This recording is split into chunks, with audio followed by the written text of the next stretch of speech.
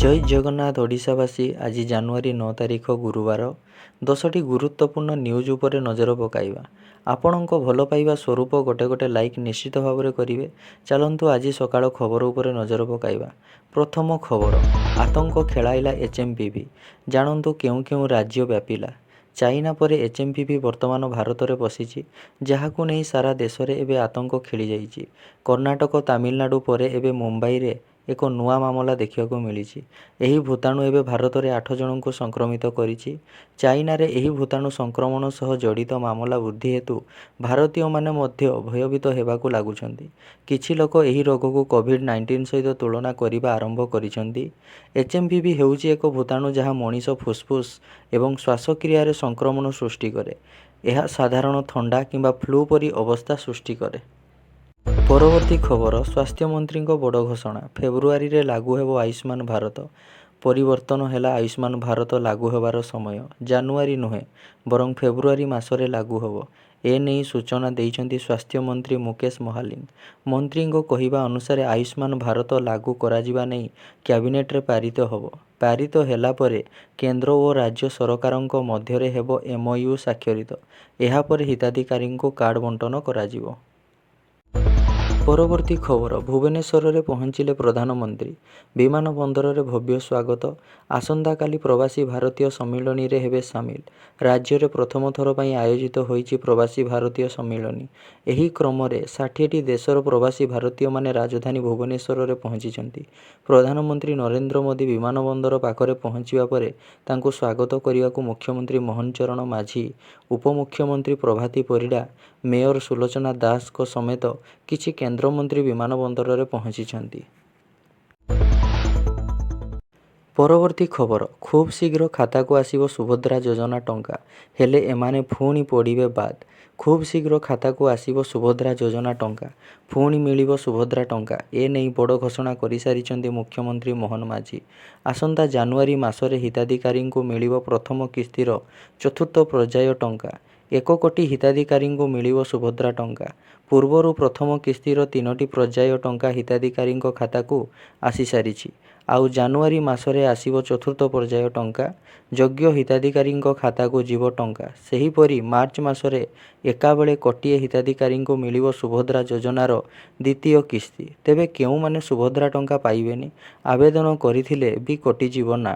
ଯେଉଁ ମହିଳାମାନେ ନିମ୍ନଲିଖିତ ମାନଦଣ୍ଡ ମଧ୍ୟରୁ କୌଣସିଟି ପୂରଣ କରନ୍ତି, ସେମାନେ ଏହି ଯୋଜନା ଅଧୀନରେ ଲାଭ ପାଇବାକୁ ଅଯୋଗ୍ୟ ହେବେ ବା ସେମାନଙ୍କର ନାଁ କାଟି ଦିଆଯିବ। ପରବର୍ତ୍ତୀ ଖବର, ରାଜଧାନୀ ଛାତିରେ ବୀଭତ୍ସ ହତ୍ୟା। ଝିଅକୁ ସ୍କୁଲରେ ଛାଡ଼ିକି ଫେରୁଥିଲେ ମୁଣ୍ଡ କାଟିଦେଲେ। ସକାଳୁ ରାଜଧାନୀ ଭୁବନେଶ୍ୱରରେ ଏକ ବୀଭତ୍ସ ହତ୍ୟାକାଣ୍ଡ ପୂରା ସହରକୁ ଦୋହଲାଇ ଦେଇଛି। ରସୁଲଗଡ଼ରୁ ବାଣୀବିହାର ରାସ୍ତାରେ ଯୁବକଙ୍କ ମୁଣ୍ଡ କାଟିଦେଲେ ଦୁର୍ବୃତ୍ତ। ବାଇକ୍ରେ ଗଡ଼ାଇ ନିର୍ମମ ଭାବେ ହତ୍ୟା କରାଯାଇଛି। ସ୍ପଷ୍ଟ ଦିବାଲୋକରେ ଯୁବକଙ୍କୁ ହାଣିଦେଲେ। ମୃତକ ହେଲେ କେଦାରପଲ୍ଲୀ ଅଞ୍ଚଳର ସହଦେବ ନାୟକ। ସେ ସଫେଇ କର୍ମଚାରୀ ସଂଘର ସଭାପତି ଥିଲେ। ଆଜି ସକାଳୁ ଝିଅକୁ ସ୍କୁଲରେ ଛାଡ଼ି ସ୍କୁଟରରେ ଯାଉଥିବା ବେଳେ କିଛି ଦୁର୍ବୃତ୍ତ ଖଣ୍ଡାରେ ହାଣି ତାଙ୍କୁ ବୀଭତ୍ସ ଭାବେ ହତ୍ୟା କରିଛନ୍ତି। ସହଦେବ ପୋଲିସ ମିତ୍ର ଭାବେ ମଧ୍ୟ କାମ କରୁଥିଲେ ବୋଲି ସୂଚନା ମିଳିଛି। ପରବର୍ତ୍ତୀ ଖବର, ସାହାଯ୍ୟ ବାହାନାରେ ଯୁବତୀଙ୍କୁ ଅସଦାଚରଣ କରିବା ଅଭିଯୋଗରେ ଗିରଫ ହୋଇଛନ୍ତି ଭୁବନେଶ୍ୱର RPF ASI। ଜଗତସିଂହପୁରର ଜଣେ ଯୁବତୀଙ୍କ ଅଭିଯୋଗ ଆଧାରରେ ଭୁବନେଶ୍ୱର RPF ASI ନିରଞ୍ଜନ ଜେନା ଗିରଫ ହୋଇଛନ୍ତି। ଅଭିଯୋଗ ଅନୁସାରେ ଯୁବତୀ ଜଣକ 2 ଦିନ ପୂର୍ବରୁ ଟ୍ରେନ୍ରେ ଆସି ଭୁବନେଶ୍ୱର ଷ୍ଟେସନରେ ଓହ୍ଲାଇଥିଲେ।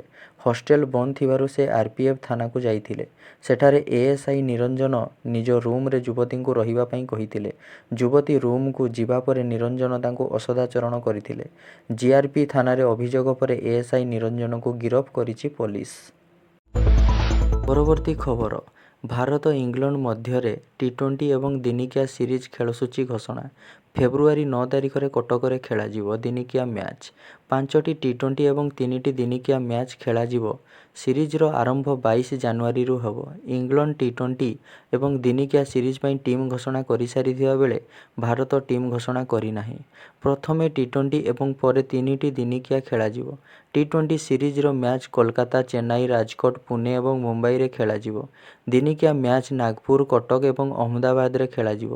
22 ଜାନୁଆରୀରୁ 2 ଫେବୃଆରୀ ମଧ୍ୟରେ ଟି20 ସିରିଜ୍ ଖେଳାଯିବ।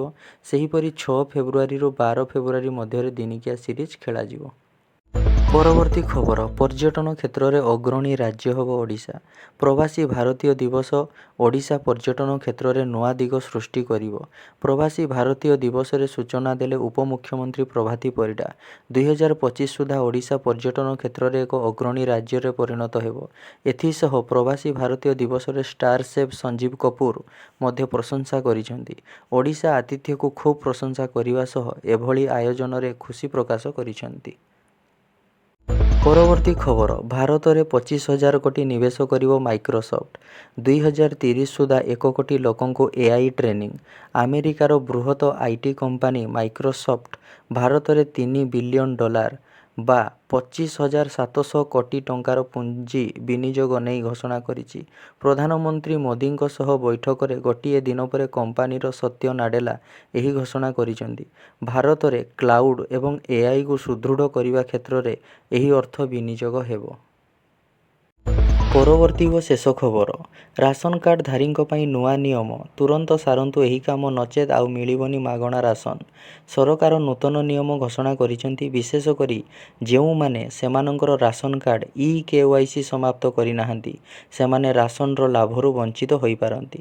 ରାସନ କାର୍ଡ ଇ-କେୱାଇସି ପ୍ରକ୍ରିୟା ସମ୍ପୂର୍ଣ୍ଣ କରିବା ବାଧ୍ୟତାମୂଳକ ହୋଇଛି। ଏଥିପାଇଁ ଆପଣଙ୍କୁ ମେରା କେୱାଇସି ଆପ୍ ବ୍ୟବହାର କରିବାକୁ ପଡ଼ିବ।